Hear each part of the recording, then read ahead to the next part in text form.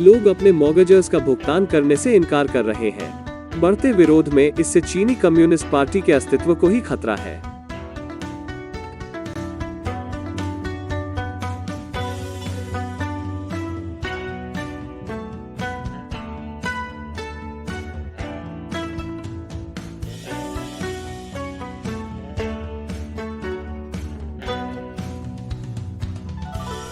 आपका स्वागत है। चीन में इस समय विरोध बढ़ता जा रहा है।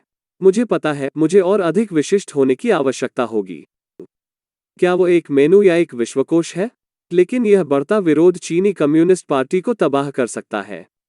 ब्लैकरॉक जैसी बड़ी वॉल स्ट्रीट निवेश फर्मों के वर्षों के बावजूद यह कहते हुए कि आपको चीन में अपना निवेश 3 गुना करना चाहिए, यह बहुत स्पष्ट हो रहा है कि वहां है चीनी अर्थव्यवस्था के साथ कुछ गंभीर रूप से गलत है। वैसे अर्थव्यवस्था में गंभीर रूप से कुछ गड़बड़ है केवल में है चीन मेनू में थिंग्स टू प्रोटेस्ट का क्षुधावर्धक खंड। चीन के 5 में से 1 शहरी युवा को नौकरी नहीं मिल रही है। लेकिन शायद सबसे बड़ा चेतावनी संकेत रियल एस्टेट संकट है। अकेले संपत्ति क्षेत्र का चीन के सकल घरेलू उत्पाद का लगभग 30% हिस्सा है। तो अगर वो नीचे चला जाता है, चीनी कम्युनिस्ट पार्टी गंभीर समस्याओं का सामना करेगी, संभवतः पतन भी। पार्टी की वैधता स्वतंत्रता और लोकतंत्र जैसे किसी भी प्रकार के उच्च आदर्शों पर आधारित नहीं है। यह आधारित है लोगों को पैसा और नौकरी प्रदान करने पर जब तक वे एक सत्तावादी पुलिस राज्य के लिए सहमत हैं। लेकिन जब अर्थव्यवस्था खराब होती है तो पार्टी का शासन अस्थिर होता है। यह उस तरह का है जैसे कि वो एक बच्चा जिसे हम सभी जानते थे कि वो बड़ा हो रहा है, जिसके केवल दोस्त थे क्योंकि वह एक ट्रैम्पोलिन था। उसके ट्रैम्पोलिन को नष्ट कर दिया। केवल यही एक चीज थी जो आप अपने लिए ले जा रहे थे, कली। और अब रियल एस्टेट संकट से अर्थव्यवस्था को खतरा है। समस्या यह है कि रियल एस्टेट डेवलपर्स ने पहले से ही घर बेच दिए हैं। दूसरे शब्दों में, लोगों ने अपार्टमेंट के लिए भुगतान किया उनके निर्माण से पहले। डेवलपर्स को उस पैसे का उपयोग निर्माण के लिए करना था। चीन में सभी घरों में से 90% पहले से बेचे जाते हैं। 90%। मैं कहूंगा कि यह आपके सभी अंडे एक टोकरी में डालने जैसा है, लेकिन यह मुर्गी के अंडे देने से पहले अंडे और टोकरी के लिए भुगतान करने जैसा है। बिल्ली टोकरी बनाने के लिए पेड़ को काटने से पहले ही। समस्या कई मामलों में है, डेवलपर्स ने वास्तव में कभी भी निर्माण समाप्त नहीं किया है। जर्मन मीडिया कंपनी DW ने इस पर रिपोर्ट देने के लिए एक टीम चीन भेजी थी। पैमाना मन को मोह लेने वाला है। अच्छी तरह से उन चीजों में से एक जो वास्तव में यहाँ असाधारण है और वास्तव में आपको समस्या के पैमाने का आभास होता है कि क्या यह पूरी सड़क लाइन में है, एक के बाद एक अधूरे भवनों के साथ जहां तक नजर जा सकती है। चीजों की एक पूरी पंक्ति जिसके लिए भुगतान किया गया था, जो पहले शुरू किया गया था उसे पूरा न करने के बावजूद। यह क्या है? मेरी बुक शेल्फ? मैं कसम खाता हूं, मैं उन पुस्तकों में से एक को किसी दिन समाप्त करूंगा। और उन लोगों के लिए इसका क्या अर्थ है जिनके पास है पहले से ही उन अधूरे अपार्टमेंट के लिए अच्छा पैसा चुकाया है? खैर, DW ने किसी ऐसे व्यक्ति का भी साक्षात्कार लिया जिसने इनमें से एक अपार्टमेंट खरीदा था। मैंने 2018 में अपार्टमेंट खरीदा था। यह सहमति हुई थी कि यह 2020 में तैयार हो जाएगा, लेकिन उन्होंने काम बंद कर दिया 2019 में और वे अभी भी इस पर काम नहीं कर रहे हैं। अपार्टमेंट को तब से सड़ने के लिए छोड़ दिया गया है। उसका नाम या चेहरा प्रकट न करना उसके लिए बुद्धिमानी थी, अन्यथा वह भी ले जाने के बाद सड़ने के लिए छोड़ दिया जा सकता है एक और स्थायी घर। और न केवल लोगों ने एक अधूरे अपार्टमेंट पर खर्च किए गए धन को खो दिया, उन्हें उस पर अपना बंधक भी चुकाना पड़ा। है बिल्कुल, और वे विरोध कर रहे हैं। यह चीनी कम्युनिस्ट पार्टी के लिए अच्छा नहीं है। ब्रेक के बाद और अधिक वापसी पर स्वागत है। लोगों ने अपार्टमेंट पर बहुत पैसा खर्च किया है जिसकी बहुत संभावना है कभी नहीं रहने के लिए, क्योंकि वे कभी बनाए नहीं गए थे और वे अभी भी उन अधूरे अपार्टमेंट के लिए गिरवी पर पैसे दे रहे हैं। यह आपके बच्चे के पियानो सबक छोड़ने के 2 साल बाद भी एक संगीत प्रशिक्षक को भुगतान करने जैसा होगा। हालांकि निष्पक्ष होने के लिए मैं अपने पड़ोसियों को यह सुनिश्चित करने के लिए भुगतान करूंगा कि उनका बच्चा कभी भी उन पाठों को फिर से शुरू न करे। अगर मैं एक बार और चॉपस्टिक्स सुनता हूं तो मैं पागल हो जाऊंगा। लोग तंग आ गए और जून में वापस एक बहुत ही खतरनाक विरोध शुरू हुआ। लोगों ने कर्ज का बहिष्कार करना शुरू कर दिया और चीनी शासन द्वारा सेंसर करने के एक हताश प्रयास के बावजूद बंधक विरोध का कोई भी उल्लेख ऑनलाइन आंदोलन केवल बढ़ा है। गिटहब एक लोकप्रिय फाइल शेयरिंग वेबसाइट है। लोग इसका उपयोग दस्तावेज पोस्ट करने के लिए कर सकते हैं। इस गिटहब सूची को वी नीड होम कहा जाता है। यह अचल संपत्ति परियोजनाओं की संख्या को दर्शाता है चीन भर में जिनके खरीदार बंधक बहिष्कार में शामिल हो गए हैं।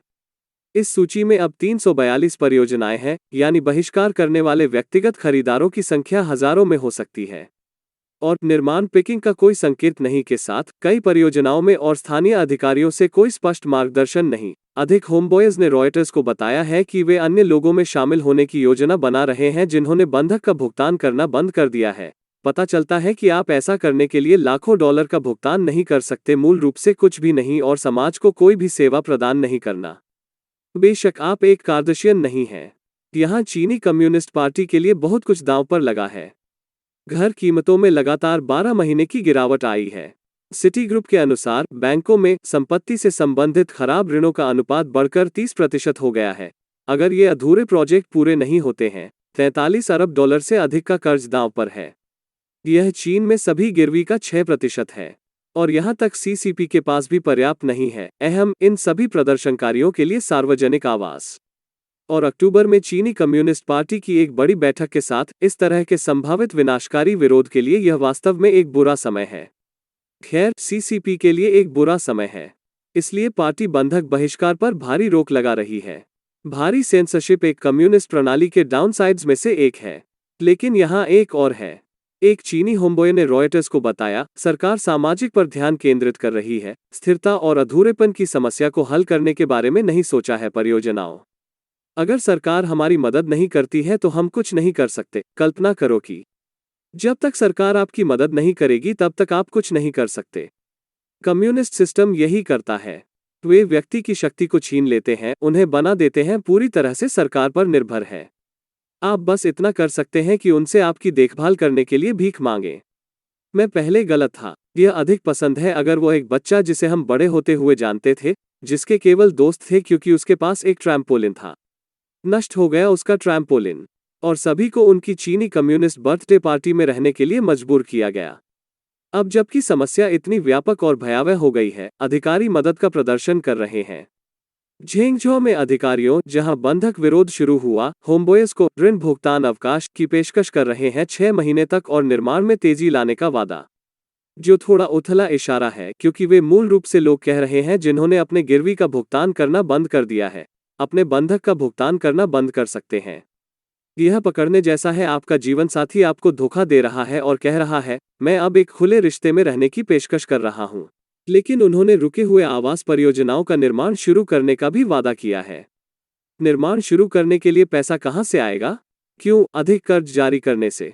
बैंकों को कर्ज देने के लिए मजबूर किया जा रहा है। बीजिंग लगभग $1 ट्रिलियन की कीमत बना रहा है निर्माण परियोजनाओं के लिए सरकारी धन उपलब्ध है। समस्या यह है कि इससे मुद्रास्फीति बढ़ सकती है जो पहले से ही बहुत खराब है। इसलिए लोग ऐसे घर नहीं खरीद पाएंगे जो कभी भी बनने वाले नहीं हैं। कोई आश्चर्य नहीं कि things to protest in China menu इतना मोटा है। लेकिन कम से कम कम्युनिस्ट पार्टी लोगों को उनके गिरवी पर 6 महीने की मोहलत दे रही है भुगतान। आखिरकार, अगर सरकार देती है तो आप अपना कर्ज न चुकाकर विरोध नहीं कर सकते हैं। आप 6 महीने जहां आपको भुगतान नहीं करना है, तो आप सिर्फ सरकार के आदेश का पालन कर रहे हैं। खैर, यहाँ पकड़ है। 6 महीने पूरे होने के बाद एक व्यक्ति ने राइटर को बताया, उसे एक बार में देय किश्तों का भुगतान करना होगा जब निर्माण की स्थिति की परवाह किए बिना स्थगन समाप्त हो जाता है, जो अभी शुरू होना था। और उनका कहना है कि अगर उन 6 महीने के बाद भी निर्माण नहीं हुआ तो वह फिर से अपने बंधक का बहिष्कार करेगा। लेकिन इसके लिए कम्युनिस्ट पार्टी का धैर्य खत्म होता जा रहा है। पहले से ही स्थानीय अधिकारी लोगों को यात्रा न करने के लिए कह रहे हैं, बीजिंग को केंद्र सरकार से अपील करने के लिए। स्थानीय अधिकारियों को चीजों को शांत रखने के लिए पुरस्कृत किया जाता है और असंतोष को बढ़ने देने के लिए दंडित किया जाता है। रॉयटर्स से बात करने वाले एक व्यक्ति को पुलिस की ओर से ढेर सारे फोन आ रहे थे। वास्तव में उसने उत्पादन किया एक फोन लॉग जिसे पुलिस ने इस महीने की शुरुआत में एक दिन में 15 बार फोन किया था। देर सबेर वो चाय पीने का निमंत्रण होगा। ऐसे विचारशील देखभाल करने वाले लोग, चीनी पुलिस। और चूंकि YouTube हमारे एपिसोड को उम्र सीमित या विमुद्रीकृत करता रहता है, इसका एकमात्र कारण है आप जैसे दर्शकों के योगदान के लिए धन्यवाद। हम इस शो को बना सकते हैं पेट्रियन या स्थानीय लोगों पर। मैं उन्हें चाइना अनसेंसर्ड 50 सेंट आर्मी कहता हूं। और धन्यवाद के रूप में मैं एपिसोड के अंत में उनके सवालों का जवाब देता हूं। आज का प्रश्न इसी से आता है, पेट्रियन पर डूबती सुनहरी मछली। मुझे आश्चर्य है कि कौन अधिक मारता है, कोविड या बस कई अन्य मुद्दों के बीच चीन में रह रहे हैं। ओह क्यों डूब रही सुनहरी मछली। मैं निश्चित रूप से कहूंगा कि वे अन्य चीजें चीन में अधिक लोगों को मारती हैं कोविड की तुलना में। आधिकारिक आंकड़ों के अनुसार अब तक केवल 5,200 मौतें हुई हैं महामारी शुरू हुई। वास्तव में अप्रैल 2020 से मार्च 2022 तक चीन ने कोविड से एक भी मौत की सूचना नहीं दी, जो लगभग माइकल जैक्सन की शादी जितना ही विश्वसनीय है। उन्होंने केवल शंघाई के प्रकोप के दौरान कुछ मौतों की रिपोर्ट करना शुरू किया क्योंकि वे उन लोगों को अब और ढक कर नहीं रख सकता। लेकिन उनकी मौत का आंकड़ा अभी भी संदिग्ध रूप से कम था। और फिर शंघाई लॉकडाउन समाप्त होने के बाद उछाल, कोई कोविड की मौत फिर से नहीं हुई। तो एक कम्युनिस्ट अधिकारी को भी यह स्वीकार करना होगा कि वे अन्य चीजें अधिक मारती हैं कोविड की तुलना में। लोग मूल रूप से चीन में कोविड से नहीं मरते हैं, जब तक निश्चित रूप से वे कोविड संख्याएं झूठ हैं। किसी तरह मुझे नहीं लगता कि वे इसे स्वीकार करेंगे। अगर उन्होंने ऐसा किया तो वे एक लॉजिक लूप में फंस जाएंगे और उनका सिर फट जाएगा। जो कुछ और है जो स्पष्ट रूप से चीन में कोविड की तुलना में अधिक लोगों को मारता है। आपके प्रश्न और आपके समर्थन के लिए धन्यवाद। डूइंग गोल्डफिश और देखने के लिए धन्यवाद। यदि आप बिना सेंसर किए चीन का समर्थन करना चाहते हैं, patreon.com/ChinaUncensored पर जाएं या ChinaUncensored.locals.com लिंक नीचे है। एक बार फिर मैं क्रिस चैपल हूँ। फिर मिलते हैं।